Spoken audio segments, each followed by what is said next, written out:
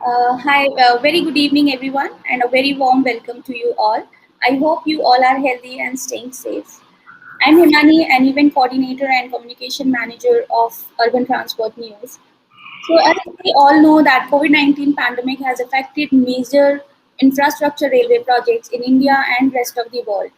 Over dozens of metro and urban railway projects are facing issues, and some have gained pace by combating the challenges, and there are many reasons behind it.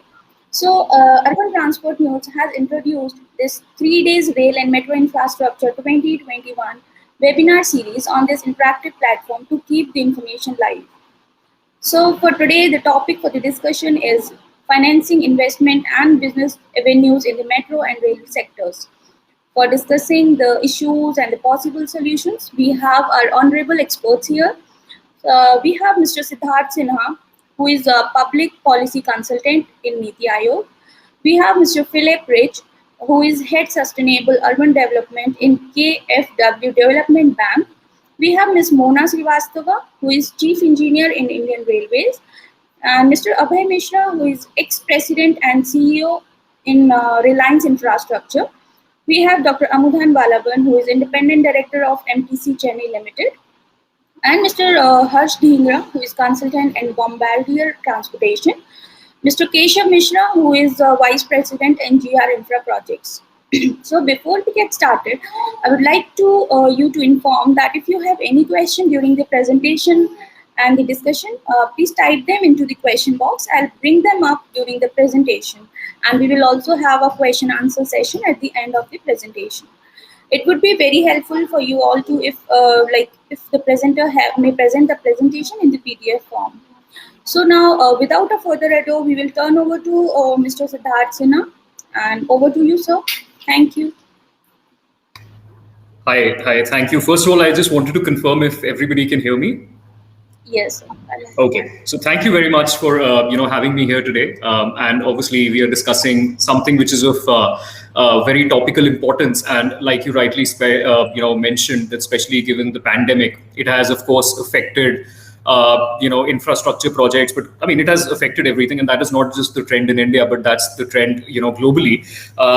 I do not have a presentation today, but I will just touch upon a broader policy spectrum of things. And of course, you've got a lot of experts here today, including from the private sector, as well as Mona Srivastava ma'am from the Indian Railways, and they will be, I'm sure they will be able to give you much more specific inputs. But on the broader policy side, you see, given the current circumstances, the government of India has moved forward with creating a very favorable policy and regulatory environment. And this is not just in the aftermath of the pandemic, but even much before that, which has turned India over the years into a much more attractive destination for investments, whether it is towards infrastructure projects or whether it is towards manufacturing. And we are all aware about how right since, increase in FDI limits to the elimination of all antiquated, laws, as well as, the reforms that have been done in the space of corporate taxes, they're essentially all testimony to the work that has already been done. Now, if you look at the transport sector, you see within the transport sector, of course, the opportunity today is absolutely huge, and the railways, of course, it's the pride of our nation. We have the fourth largest railway network, railway system in the world. We are also the fourth largest freight carrier. And during these very devastating times of, COVID-19, Indian Railways has absolutely done a phenomenal job in terms of, transporting freight across the country. And we can see that in the statistics as well, how, freight has increased.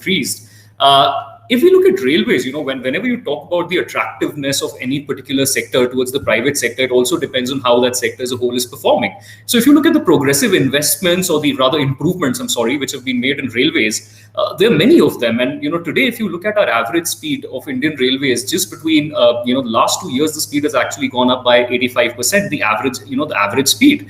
And in addition, we've got a lot of projects, which aim to increase the speed on certain corridors, the Delhi-Kolkata, corridor, etc. So there's a lot of work that's happening on this space, and the railways also plans to become a net zero emitter by 2030, which means that electrification efforts have absolutely been ramped up. Specifically from the investment point of view, we see the railway station redevelopment project that is happening, and over the next few years, the introduction of the private train operations are also on the anvil, and these are totally landmark events where there is massive scope, for the involvement of the private sector. Are both the DFC projects, the eastern and the western DFC projects, they've been fast tracked. You have the Son Nagar and Dankuni section, which is envisioned to be done on a PPP model. And you've got many more DFC corridors which have been proposed, about 10 more DFC corridors which have been proposed. And based on, the success of the Son Nagar Dankuni route on PPP, we might actually see a much bigger participation in the rest of these projects as well. And overall, if we look at the railway, the opportunity, and there are multiple statistics which say this, including, I believe, a very recent report also which Invest India launched, and they say that the opportunity in Indian railways as of today, across manufacturing of components, across manufacturing of coaches, across manufacturing of locomotives, is a mammoth 46 billion USD, and that is simply huge. And if we look at the private partnership, I think perhaps to my mind the biggest success story has been the setting up of the Madhepura electric locomotive facility, which is a joint venture, of course, between Indian Railways and Alstom, and it is in fact India's largest greenfield facility as well, which surprisingly not many people think it is, and it's also a very big example of how we can do things right when it comes to the implementation of the PPP model. In terms of the wider policy spectrum, because from NITI Aayog's point of view, from the central government's point of view, a lot of factors, a lot of decisions which have been taken recently will also feed into the investment opportunities which will be created in the transport sector over the next few years, whether it is the Atmanirbhar Bharat or it is the budget 2021, whereas as part of which the capital expenditure has been increased by about 34.5% towards infrastructure. And how this money will be raised is also very interesting. A lot of it will actually be raised through monetization, which is also where through a different model the private sector can contribute. And of course, the budget comes after the announcement of the National Infrastructure Pipeline, by the Honorable Prime Minister and Finance Minister, which envisions about 1.4 trillion USD worth of projects, out of which about 22% of the share of the National Infrastructure Pipeline comes in from the private sector. And obviously, this means that there are huge opportunities. And if you look at the breakup of NIP, the contribution of the transport sector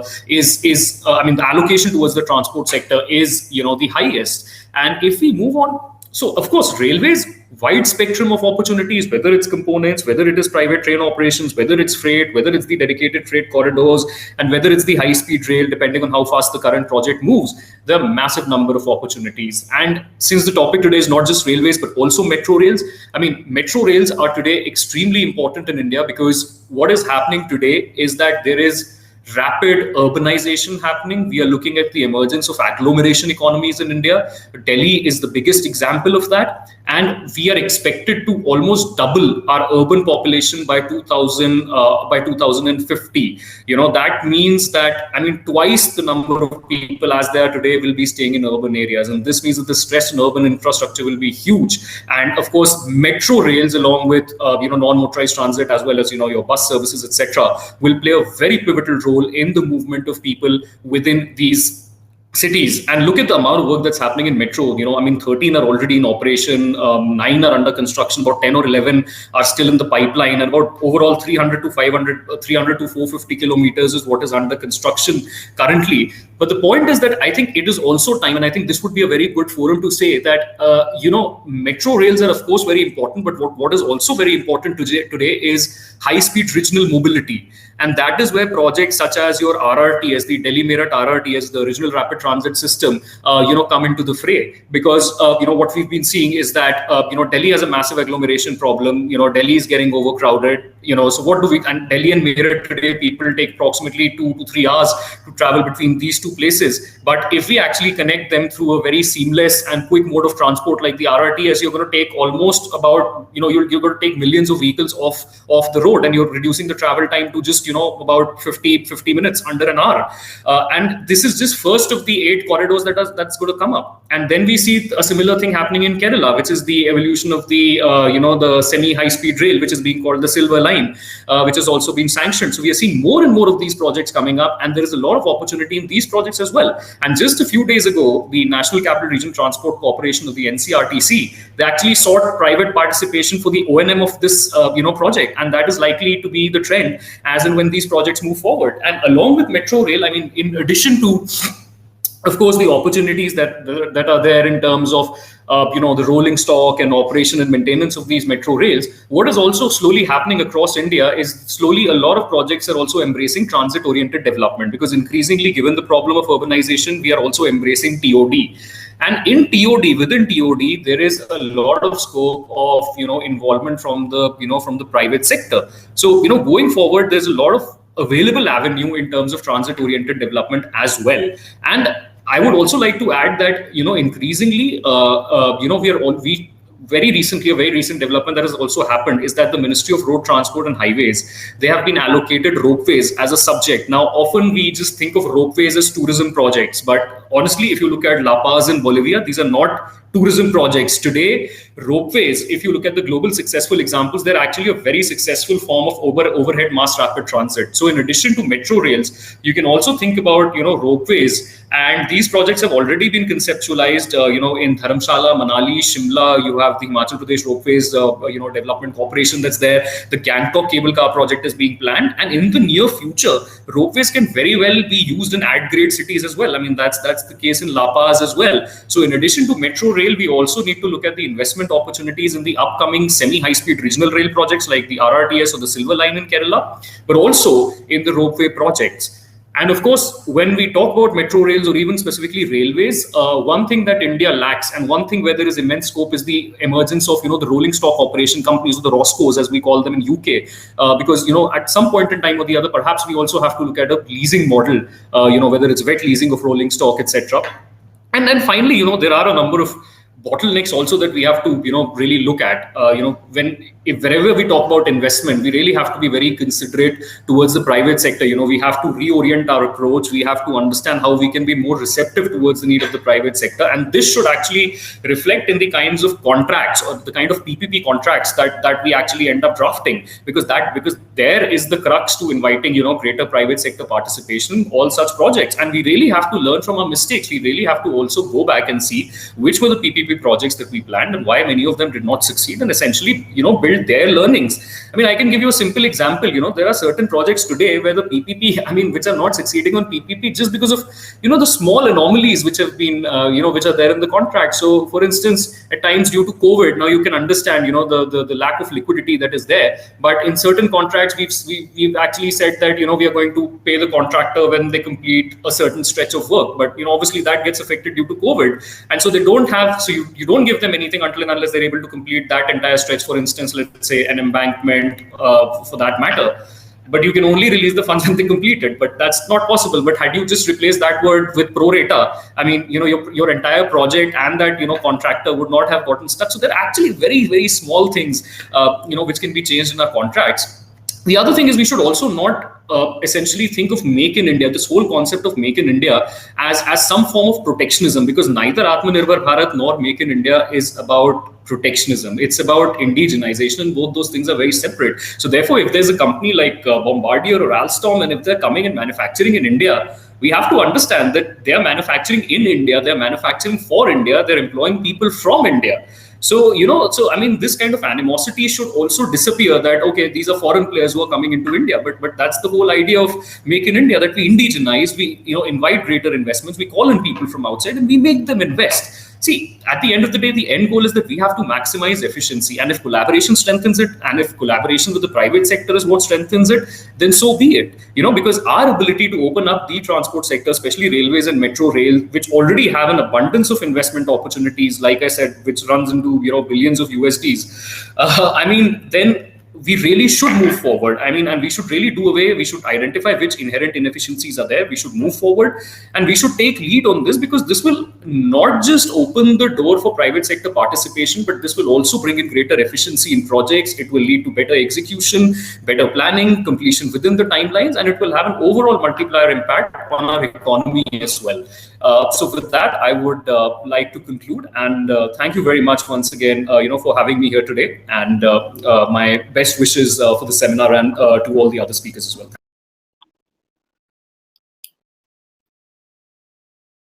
Thanks, Siddharth, for putting a complete 360-degree view on how the government is going to do for the development of transport system, and and what should be the approach for this.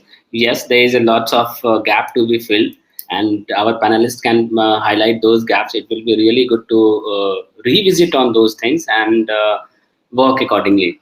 So,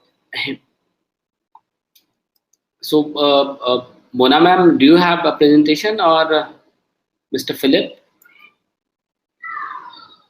I think Mr. Philipp would be doing it first, then I would go ahead with my presentation. Okay, please.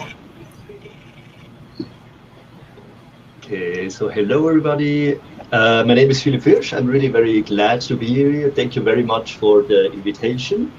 I'm working for KfW, the German Development Bank. I'm heading the urban mobility team, and we put together a presentation. Let's see if it works. Just a second.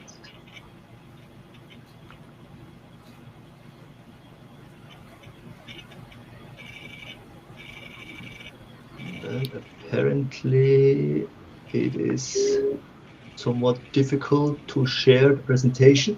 So just my question, I sent the presentation to the persons organizing this event. Is it possible for them to share that? Because otherwise I just keep on talking without presentation. Can I share your presentation? Oh, great. That helps a lot. Thanks a lot. So next slide, please.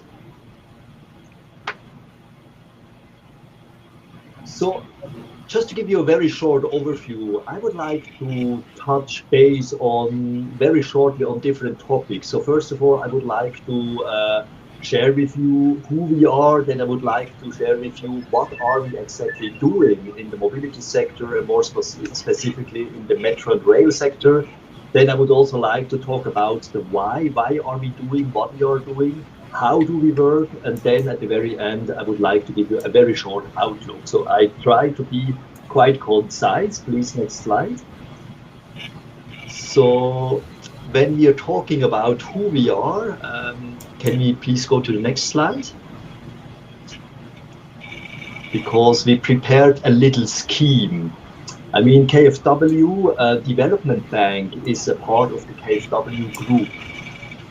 The KfW Group is the promotional bank of the Federal Republic of Germany. It has been established around 70 years ago. If we could go to the next slide, we have a little scheme, kind of making it more easy to understand. Yeah, exactly. So the headquarters is in Frankfurt, Germany, and I would just like to touch two aspects of it. You see, we have a domestic promotion and we have an international financing.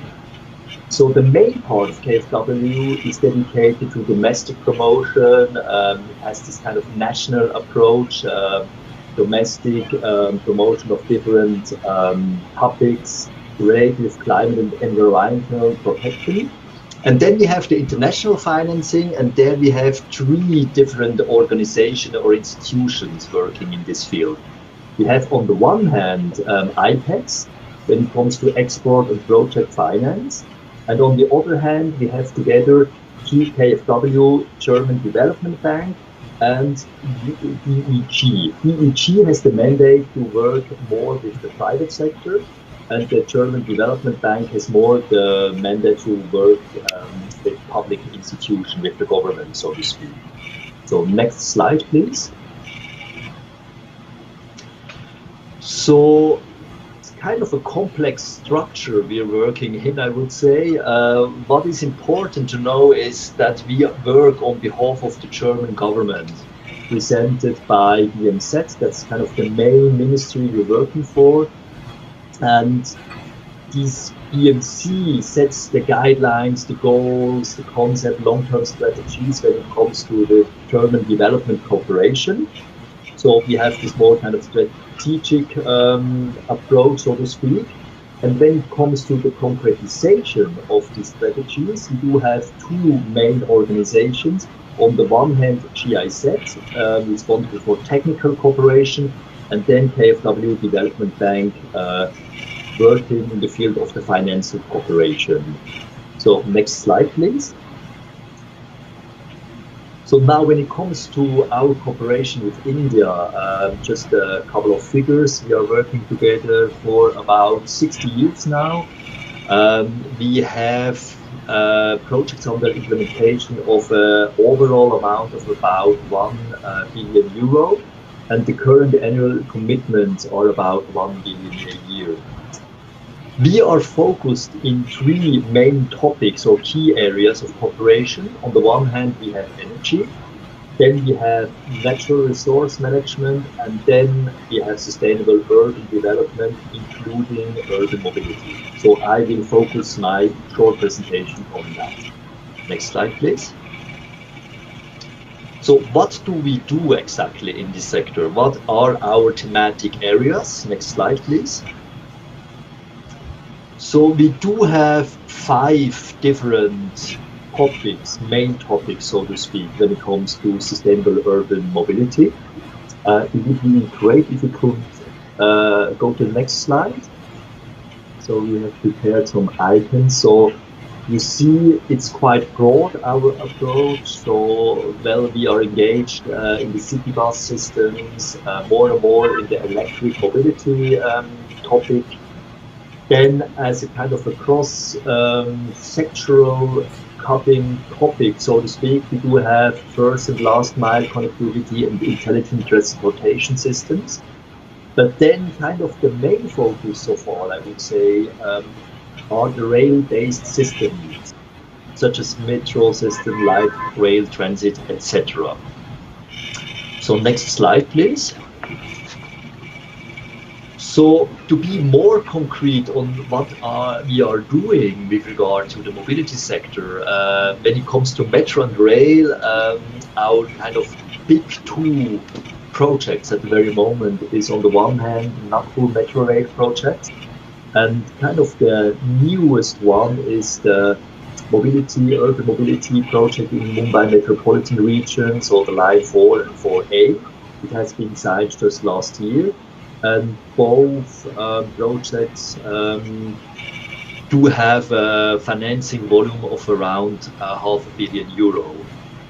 So these are kind of the biggest projects, so to speak, so far. But we have also other projects such as integrated water transport system in Kochi, quite an innovative approach. And we have also bus modernization, mainly in Tamil Nadu. These are the concrete projects so far, but it's also good to know that we are working in a bigger frame, and this bigger frame is the Green Urban Mobility Partnership. BMZ has foreseen €1 billion for 5 years, so the idea is to work together in the climate-friendly and green mobility sector, and you see we have a kind of broad approach when it comes to the transport system as such, so Metro Light, Metro Neo bus, etc. So next slide, please. So I think it's really very important to justify why we work in these sectors, because, as you know, part of the funding are tax money from Germany, so we need really to justify what we do with the money. So if you can go to the next slide, we just elaborated some of the key challenges in the public transport sector in India.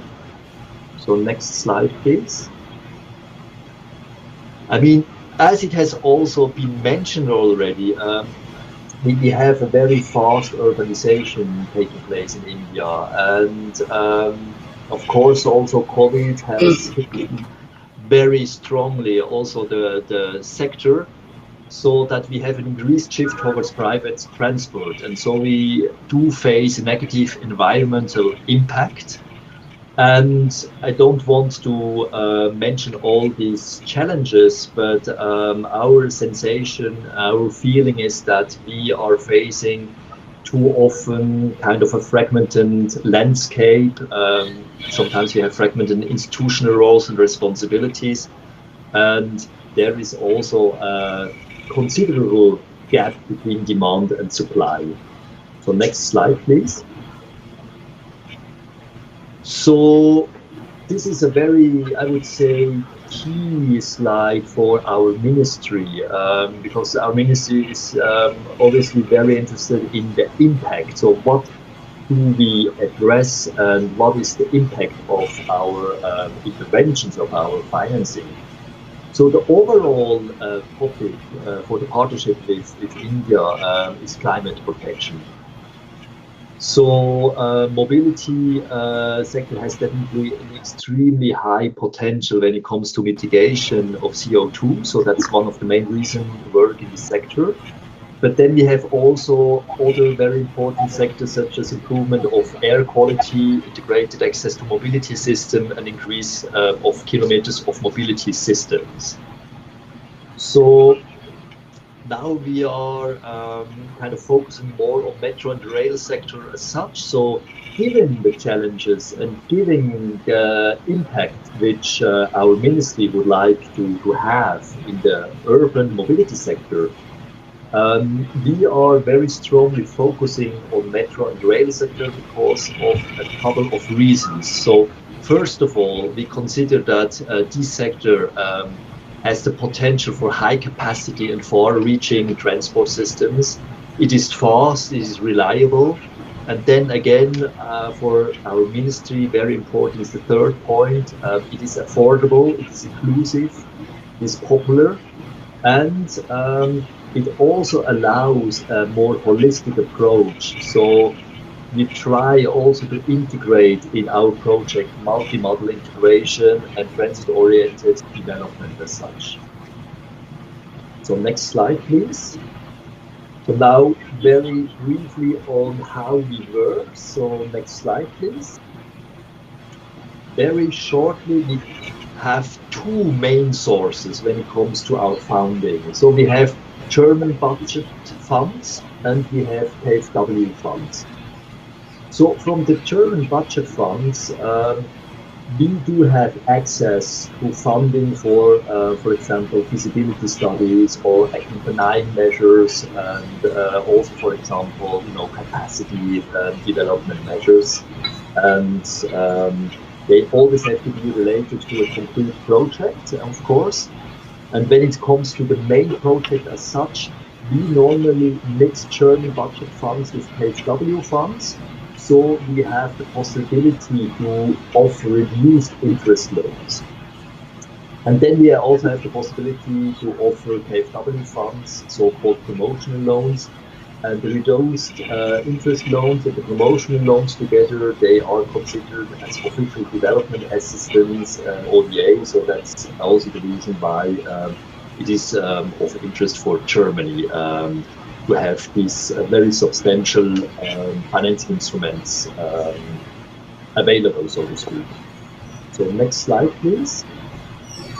So there are a couple of things which are really very important when it comes to bankable projects, so to speak. I just would like to elaborate on a couple of them. So of course we need some clarity with regard to the planning, to the implementation, to the operations of the metro services as part of a whole mobility approach. We have a clear obligation to deliver urban public transport services. Another key area, as already mentioned, is the multimodal integration and sustainability. And it is also very important for us to meet the international environmental and social standards. So these are just a couple of the main topics.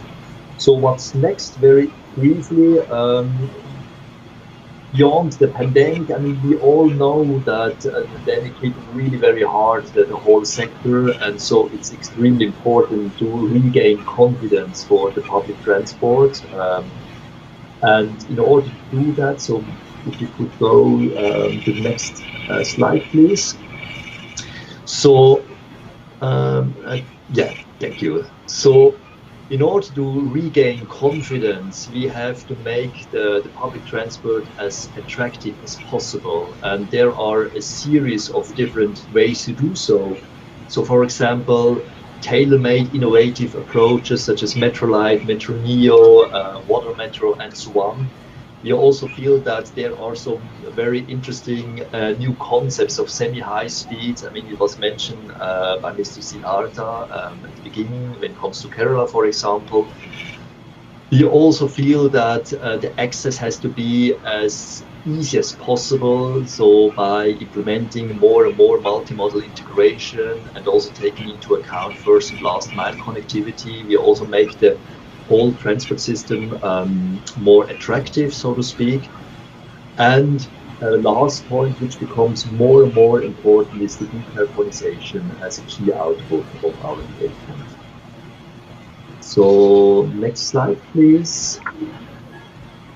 So that's it. I just wanted to mention also my colleagues, Swati and Patricia. We put this presentation all together. These are our really very senior sector specialists. So here we also have the emails. So whatever you have as additional questions, feel free to contact us. So thank you very much for your attention. Thank you, Mr. Philipp, for giving a complete overview about how KFW is helping Indian, not only in rail metro, but also in buses and the water metro. KFW is also working towards the capacity building through their the technical wing GIZ, and I have interacted multiple times with them, and as well as the KFW team. So I'm really hoping a very excellent the project portfolio and the investment from the KFW side from the India perspective, and we'll definitely look looking for number of projects and the larger project also. Although KFW is very restricted to how the green city and the city level development program, but we are expecting from the national level program at this moment of time now. So now I would like to request Mona ma'am to present her view from the development perspective. Thank you so much, Mr. Thank you, Keshav. ma'am. Please.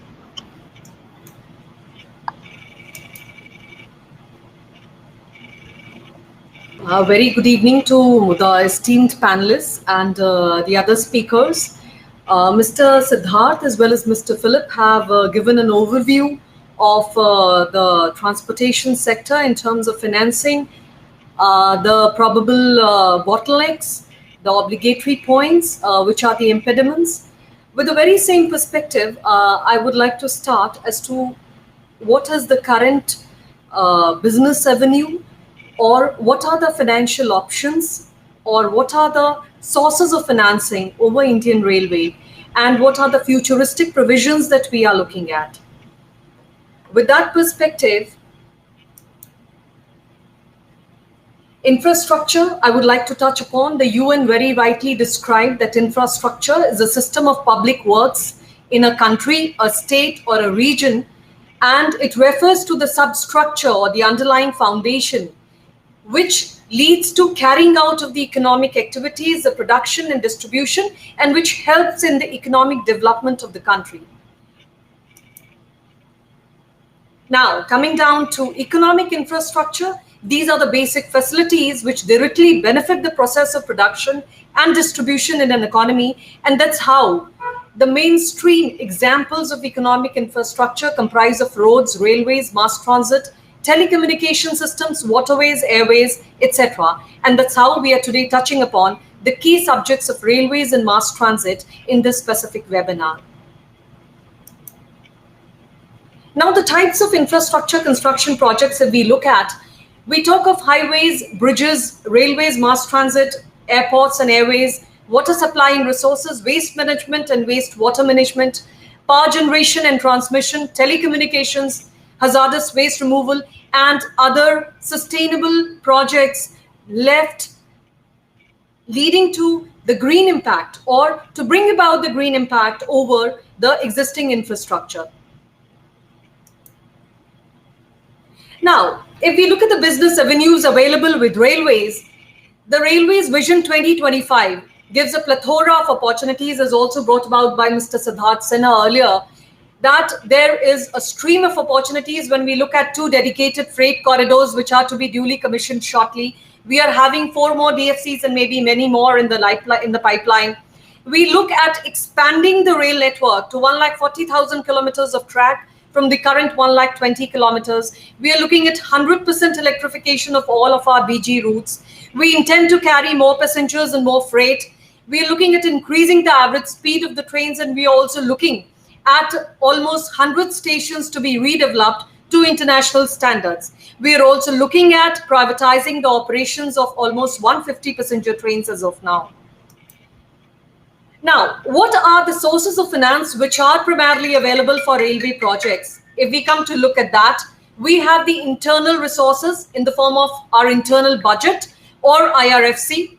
Then we look forward to the public-private partnerships. Then there are multilateral institutional funds. There are bilateral understandings. And then there are other alternative innovative instruments which are available. I would like to first start off with the internal resources, that is the internal budgeting or IRFC. So within the internal budgeting mode, if we look at railways, we have made a very big shift from our small item rate contracts to bigger EPC contracts with all the internal projects.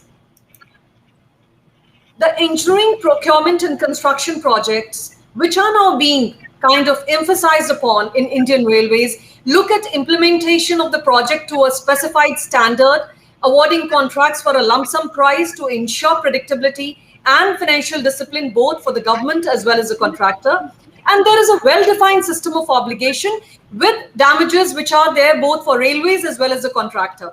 We are assigning risk to the private player, but they are in a better position to mitigate it because we are ensuring land and all the statutory clearances. There are varied advantages, right from we do a detailed initial planning for these kind of projects before tendering. There is a better and a more effective project management. We engage more professionally managed agencies through these means. There are minimum variations and the payments are ensured through the milestone-based payments. But when we look at as to what is the stopping point or as to what is not pushing railways in a big way in EPC, there are a few challenges which we need to address. Before we plan ahead for an EPC project, we have to do a complete detailed project costing so that we arrive at the project milestones in our concession agreement aptly well. We need to make the document project specific. We have to develop a design protocol, a payment protocol.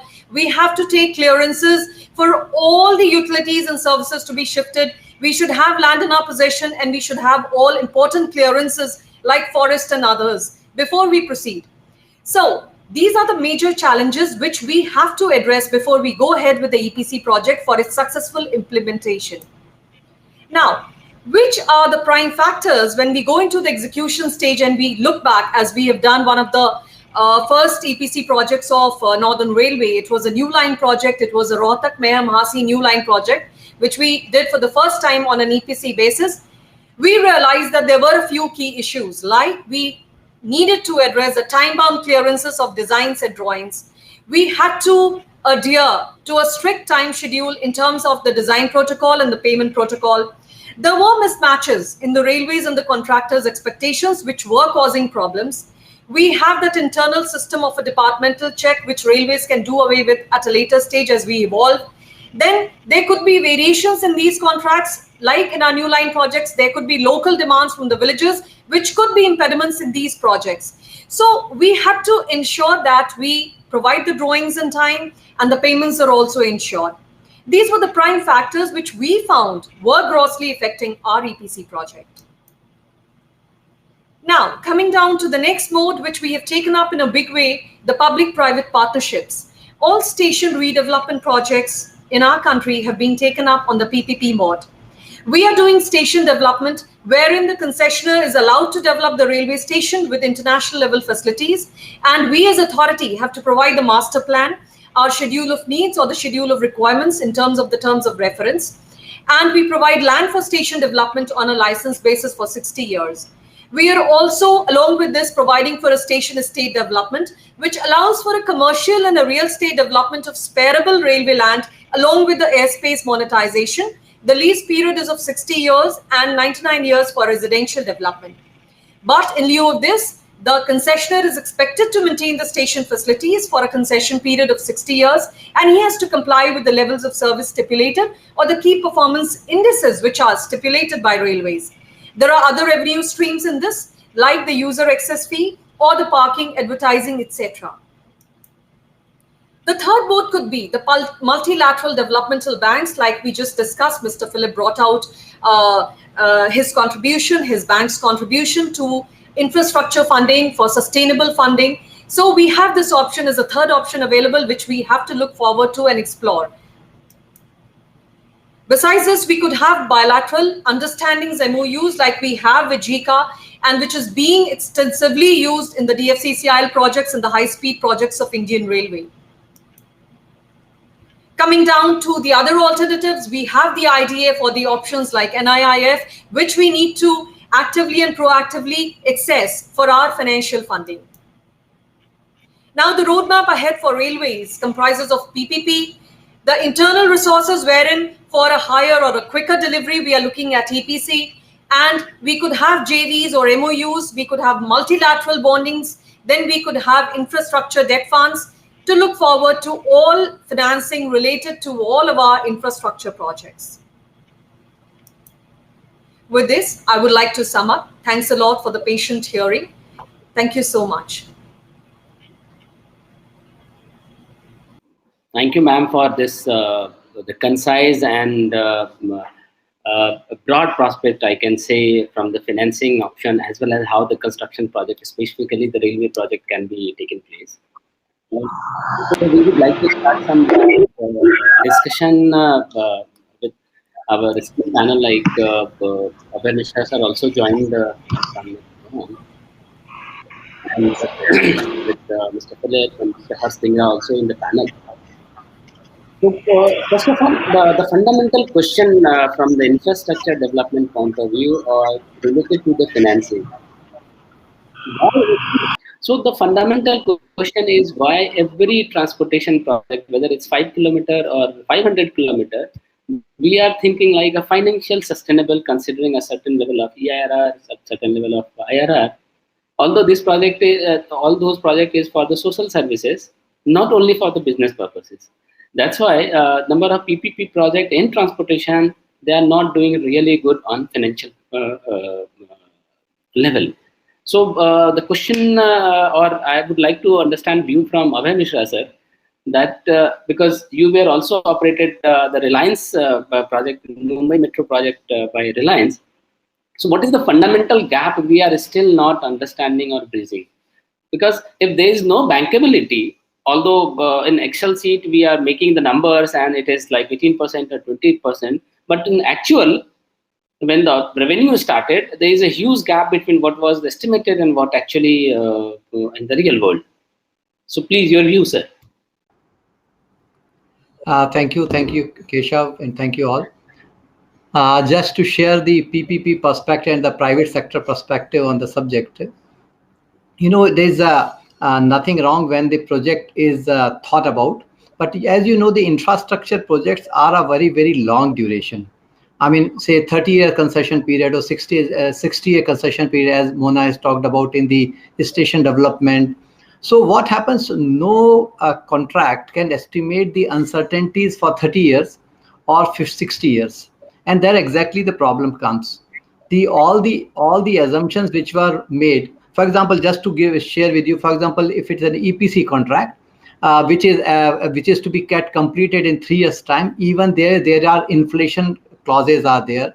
There are some kind of risk mitigations are there. But when it comes to the concessions, normally it is expected that the private sector will take care about all the risk. And here exactly the things, to some extent, it is whatever the best of the understanding people do try to cover it up. But as you can understand, nobody can assume, for example, see the case of COVID. Who has thought about the COVID would come? But are we addressing the COVID related issues in the PPP project to the satisfaction? No, it's not possible also, but it immediately impacts the concessionaire. So what is important that the PPP project, the concession agreements need to have the flexibility. And I think here a lot of study was done by the Kelkar committee, and it's all the recommendations are yet to be implemented. And I'm sure if they are implemented, many things, and the pains of and sometimes I jokingly call the added 2 P's to the PPP, what I call perpetual pains of the PPP projects. So those pains will certainly reduce. And from the consideration of the government sector, the another challenge comes that many of the government units, they consider the PPP projects like EPC projects, like contracts, which is a totally different mindset, because PPP is a partner. So when there is a partner, you have to provide that kind of an helping hand and that kind of a support also. That is also sometimes lacking. So if we are able to consider that a concession is not a short-term contract, it is a long-term contract. So uncertainties need to be catered for in kind of a decision making. It is not a cast in stone contract, and it should not become a cast in stone. But unfortunately, in our government set of working, the people sitting on the government side, they cannot help until it is incorporated in the concession agreement.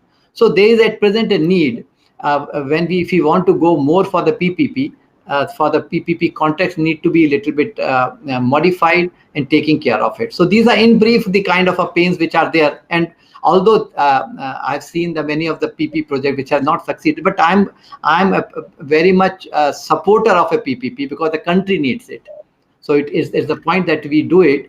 And one more point I would like to tell that sometimes it is thought that the private sector is not working in a responsible manner, which is not a correct thing. In the private sector also, we love to provide the services in the same responsible manner.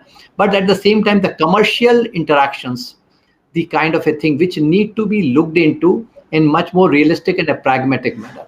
So that is in nutshell, which I thought I'll share. Thank you, sir. Thank you. So, in my small understanding that we are thinking PPP is an alternate financing method, but actually it is not an alternate financing method. It is more of how you're building your capacity, how you are taking the overall technology expertise to build a new kind of project. So, Harsh, sir, I would like to ask you your view on, because being an ex-Bombardier, you have seen number of projects developed around the world where a PPP component was very evident, not from the capital expenditure, but also during the OPEX time. So how you see the overall development in this domain? Thank you, Keshav, for inviting me, and thank you for all the panelists who have shown the presentation. Well, 2-3 comments before I answer your specific question. First comment is that Siddharth Sinha has given a very great picture of the investment which is likely to happen in the rail industry and metro, and I totally believe in that. This kind of investment is required. Only question is the time frame. Are we on the right time frame at this stage? Because when we say 2 years, 4 years, 5 years, actually whether it is happening in 3, 4, 5 years, because that is a question mark. And why I'm saying is because I think Siddharth also mentioned about the successful execution of one PPP project in Indian Railways, that is the Madhepura locomotive, which has taken 10 years. So let us be practical here, that what is the time frame we are talking about. India needs this kind of investment. India definitely requires the infrastructure to grow. And infrastructure has to grow, then the private player has to come. And the second point, which I think Mona also mentioned about it, is that what are the financing options available? And if you see all the financing options available, except for PPP or any other private investor coming forward or a government sponsored. Now, government sponsor, whether it's a budgetary support, IRFC, or the loans from the financial institutions like KFW, ADB, these are all guaranteed by government. So these are loans, these are not the investment, the private investment which is coming. The real private investment which will come is the opportunity which Mona has mentioned about the station development. The station development is one great opportunity which I find, because here the dependence is not on the fare collection, dependence is not on the user fee collection, dependence is how the private player is able to manage the real estate element of the investment very well. So I think the station development is one investment in the PPP, or the private player coming forward doing it, is one thing which I would say that is the first thing which is going to happen. Only one comment, Mona. It is almost 1 year when you have qualified various people for this project and no tenders have been issued. So this also has to be issued. Otherwise, it should not follow the Madhepura route of 10 years. Thank you, sir. I would like to add one more project apart from Madhepura. There is a one diesel locomotive that also was in the similar manner. Correct. See, one thing, if as a PPP concessionaire or the private investor, see, the investment always be coming with some rate of interest. If I compare with KfW rate or multilateral's rate of interest, and taking borrowing money for the project financing purpose from the market, so there is a huge delta. And those huge delta is just for the business or the commercial point of view. But that really impact the overall project financial from project to the repayment of this. So a question to Mr. Philipp, that can we not multilaterals, we have a consortium with the commercial banks, and then do some mechanism that yes, for certain type of infrastructure, the investment will be at this the range of interest. Because if you take the example of L&T project in Hyderabad or in Gurgaon or even in Mumbai, the commercial rate is higher than what the multilaterals is giving to the Delhi Metro or the other Mumbai Metro projects. So there is a huge debt responsibility to the operator or to the concessionaire. So your view on it, that is it feasible in the commercial landscape?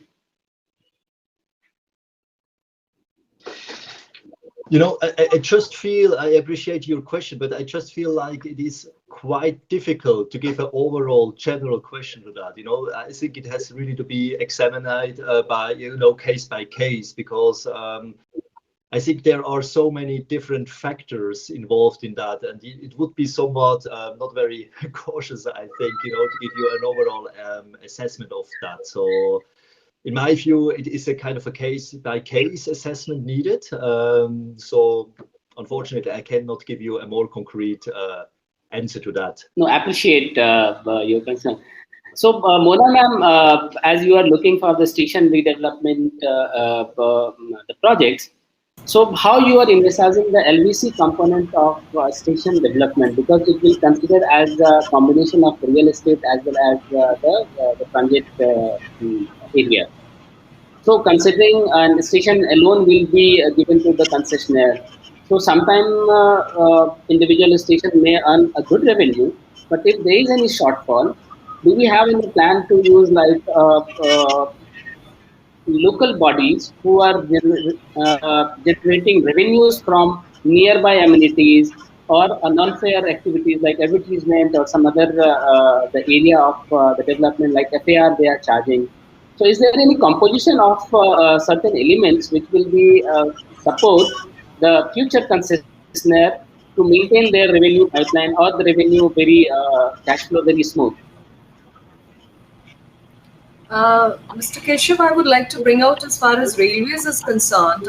In isolation, if we look at it, we are looking at providing the requisite capital or the revenue primarily from real estate development and user access fee as of now, allied other revenue sources, which are, I would say, not key revenue sources, but things like parking, advertising, could be a multimodal hub which is integrated with the project.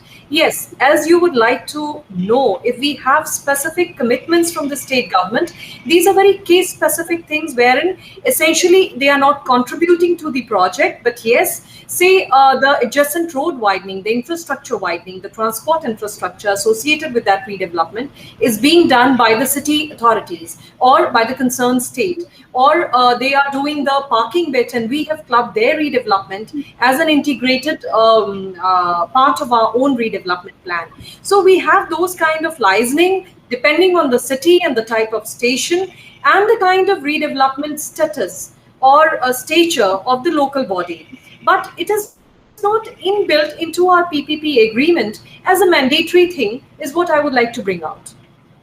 Thanks, ma'am, for just highlighting issues, those areas.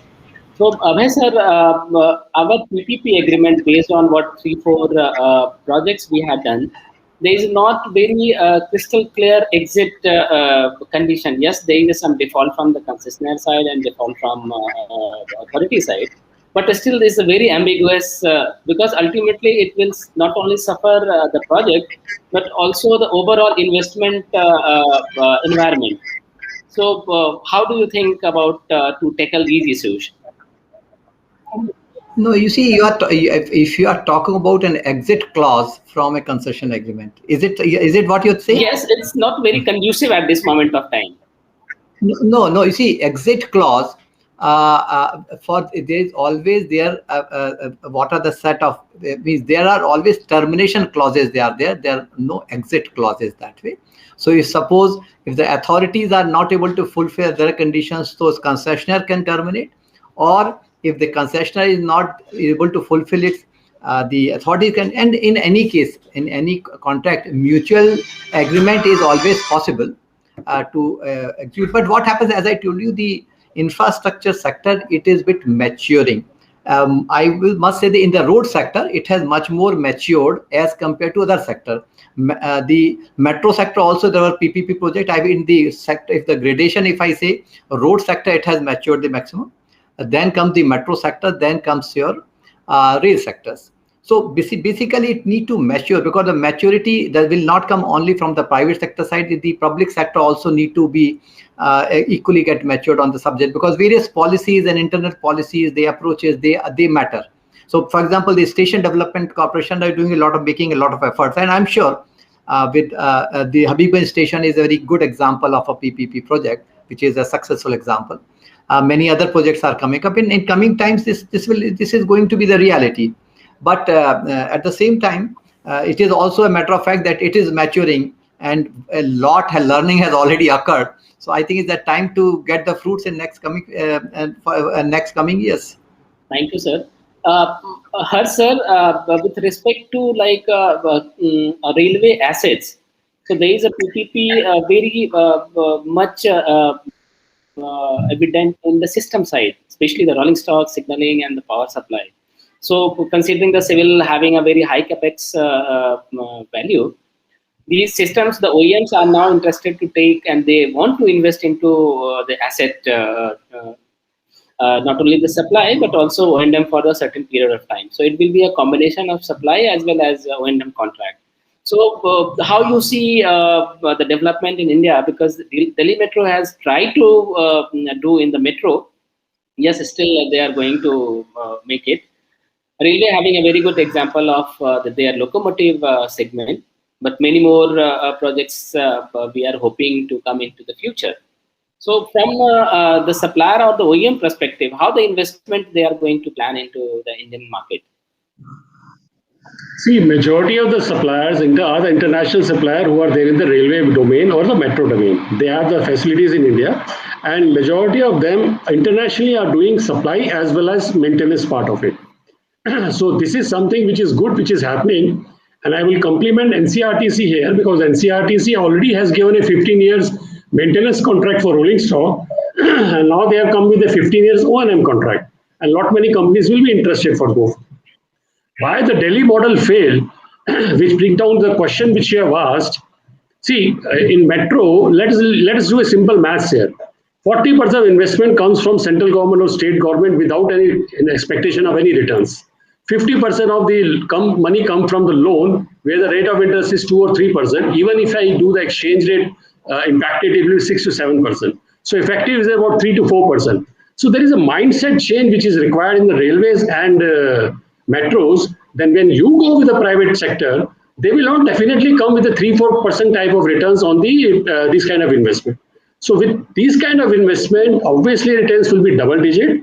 The risk will be taken by the private player. Only one risk which is very critical, I think there is a detailed engagement which is required between the operator or the metro organization and the supplier or the financer is the traffic risk. Who will take the ridership risk? Because if I go with what Abhay Mishra has said, the three of the projects in PPP, whether it is an airport or a Gurgaon Metro and now also Mumbai Line 1, there are risks involved. That is why these are being handed over to the government. And L&T, we know the Hyderabad Metro is also facing a challenge, and all these are because of the revenue risk which is coming primarily from the traffic. Unless we address this issue as a coordinated effort between the operator as well as the investor, I think solution will not found. And I totally agree with Abhay that this kind of investment is evolving. Road has matured.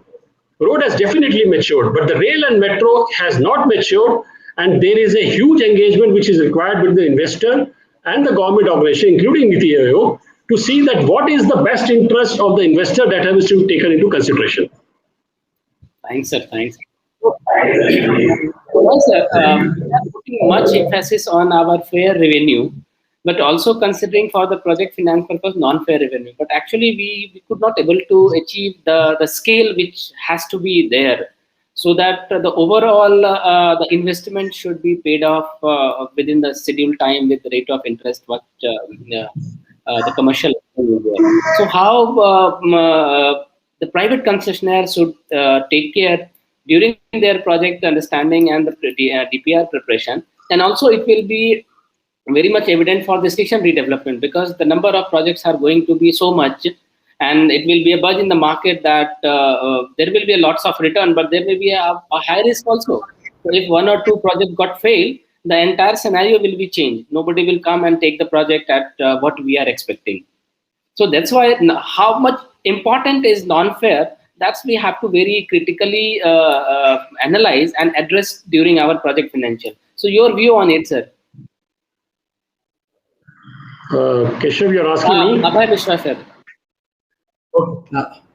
Okay, Keshav, this non-fair revenue is a very, very important revenue and must be taken fully into consideration.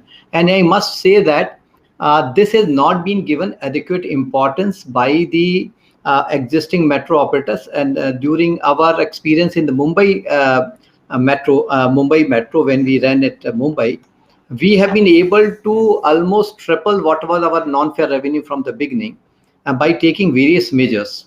And but as far as the other government metros are concerned, which is run by the government PSUs, probably this aspect is not being taken into that account. But it has a huge potential.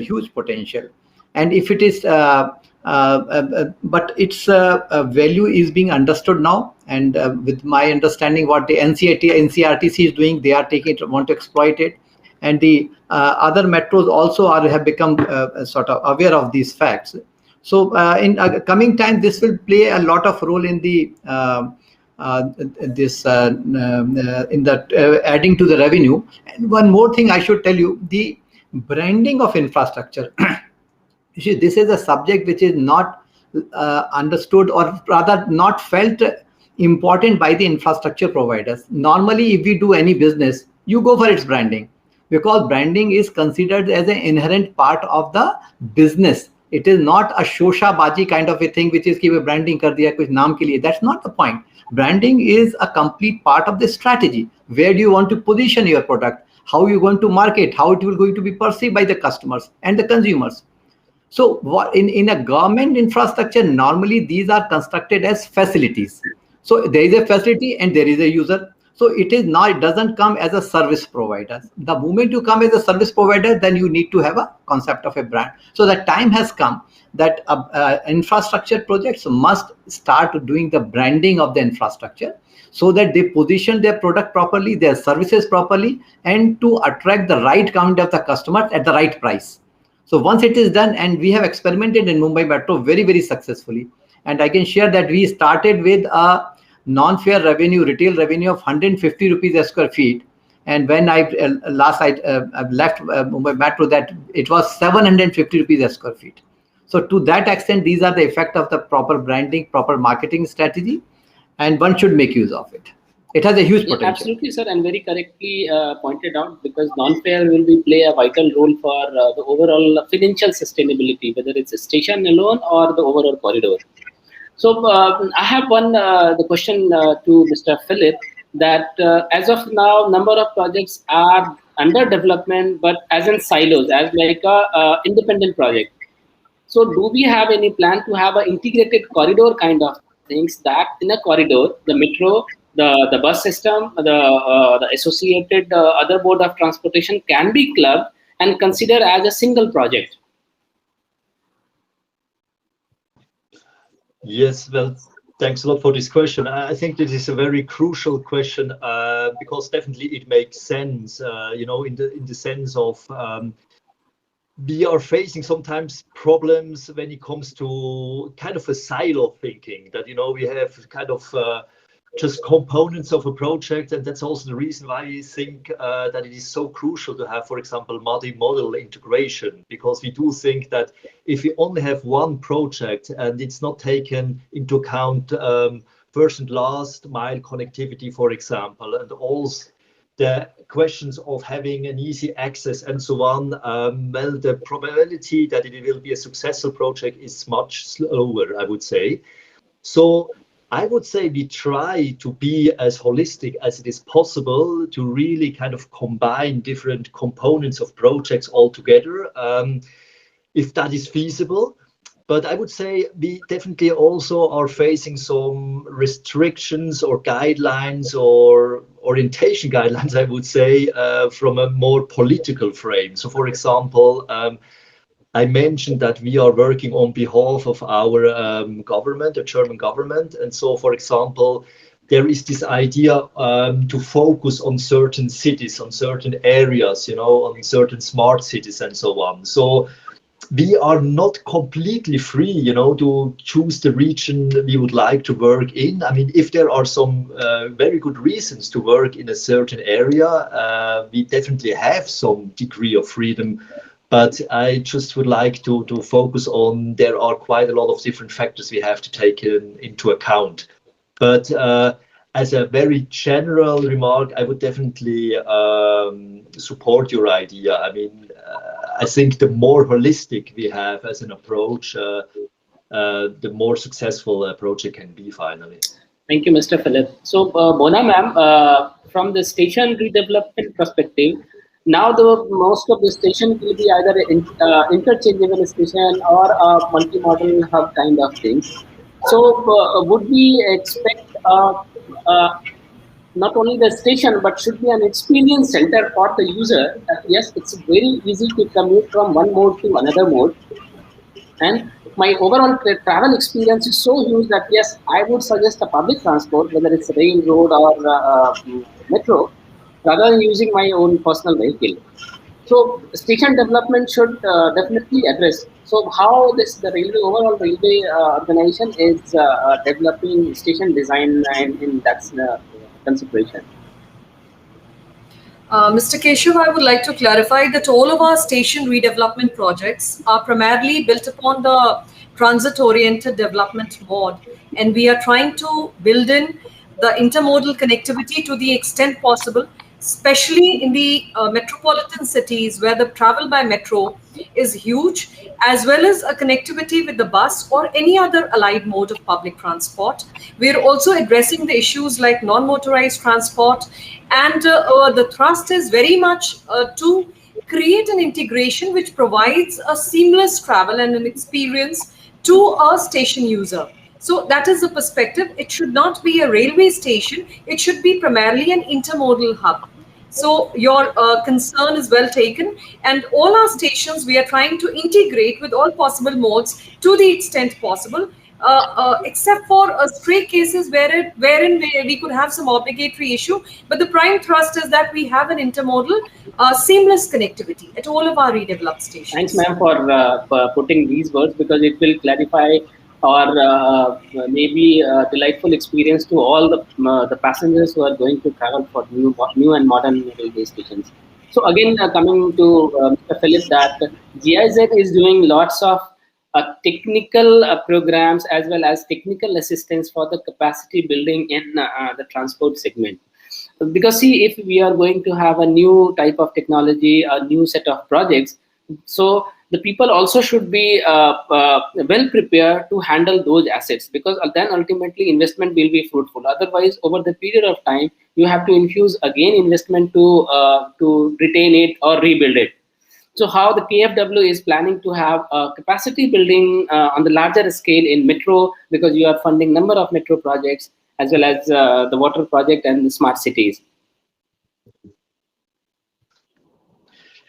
Yeah, I think that's a very crucial question. The main thing I can answer you is that we have quite a clear mandate, when it comes to financing. So it's really kind of financial cooperation, meaning that the absolutely main part has to be investment based. And of course, we don't want to have financing of projects without taking into account more soft skills and all the capacity development which is required and necessary for the success of a project. So the normal approach, I would say, is that we have a kind of a considerable loan of financing, and to some extent we have the possibility to have access to normally it's a grant element, which can then be used for development of capacity, so to speak. And we are working closely together with GIZ, because we know exactly that they have kind of the mandate. They are the experts when it comes to capacity development. So we have a very tight cooperation, a very close cooperation. We inform each other on, where would you like to implement the project? Is there a possibility to work together? So ideally, we are kind of financing the investment as such, and then GIZ supports kind of the more soft aspect of it. But sometimes it works that we have this tight cooperation, this inherent cooperation within one project. Sometimes it's not possible.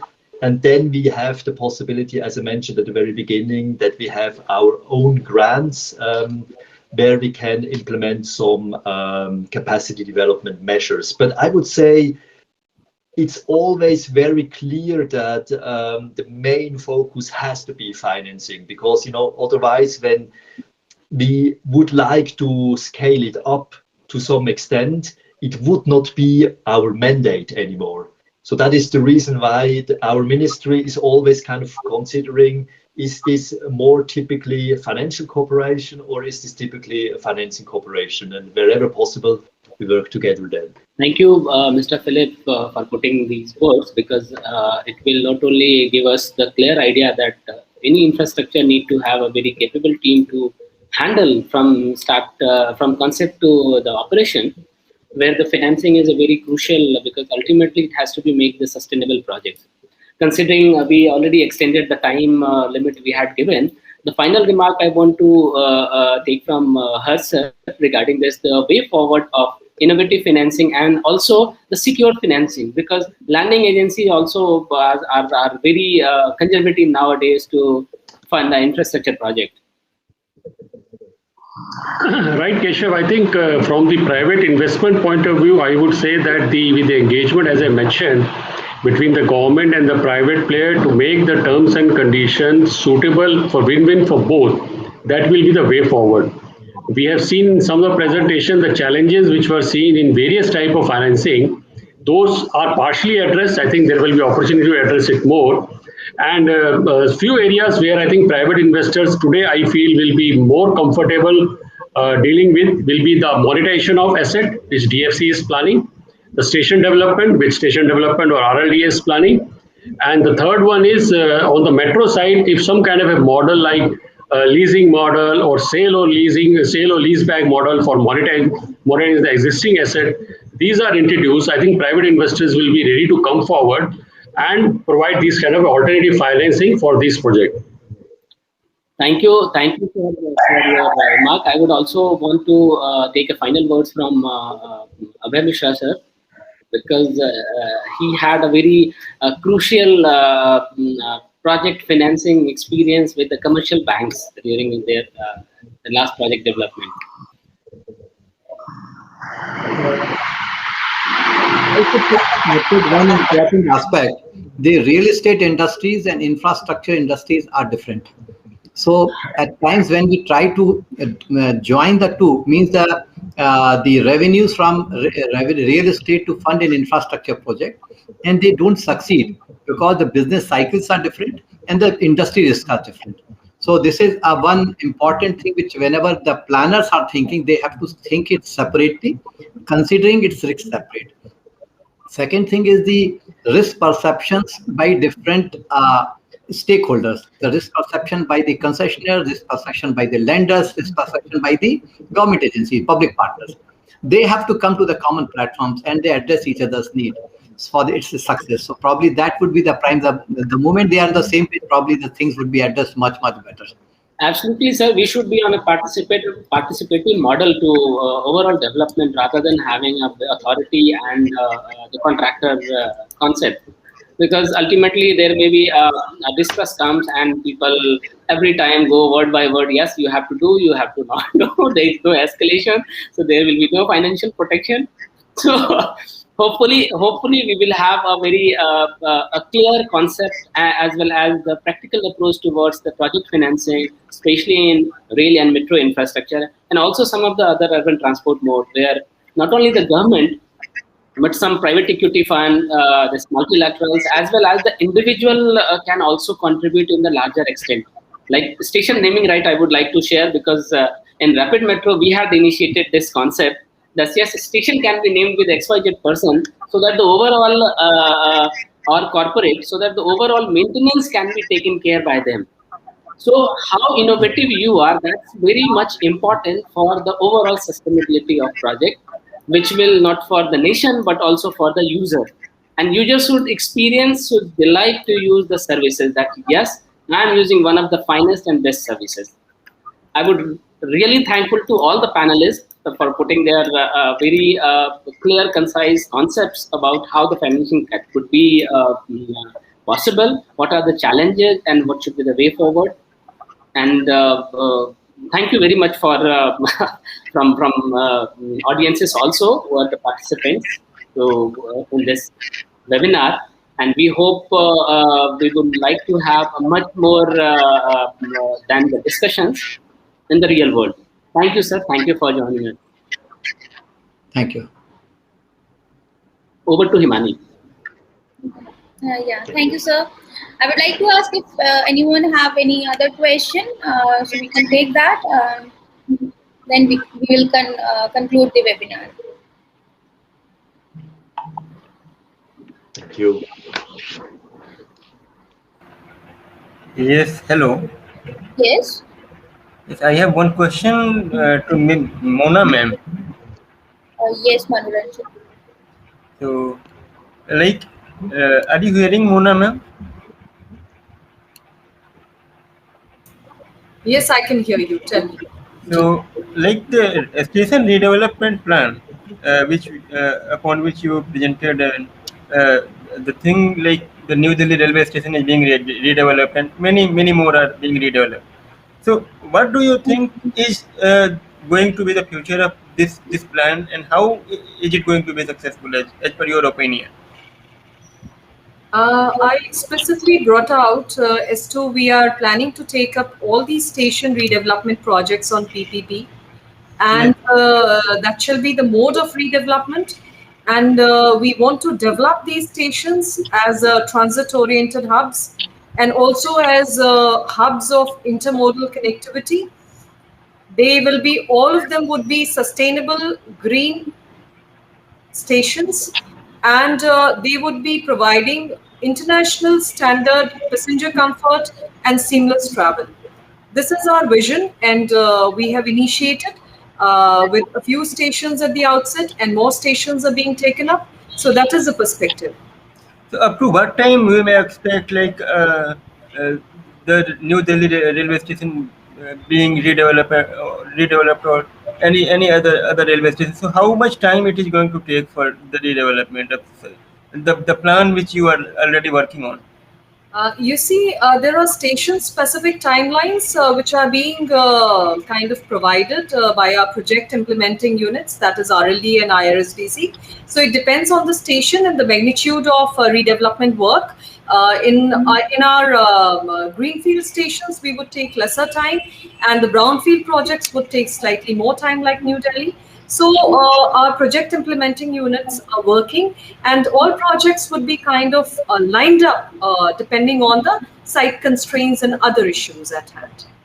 Okay, ma'am. Thank you. Basically, we will be following an interview on the same topic, and I will request we will talk to you about that also. So thank you so much. Thank you. I would like to thank you all the speakers, panelists, and participants who have joined our webinar series, and for the great, informative, insightful presentations you all gave. It was our really pleasure to have you with us. So this concludes our webinar series, and thank you all of you for attending the webinar. We hope you all have learned and enjoyed the 3 days webinar series on Rail and Metro Infrastructure 2021 by Urban Transport News. Thank you so much, all of you, and have a great day, and please stay safe, stay healthy. Thank you. Thank you. Very much. Take care. Wishing you very best future.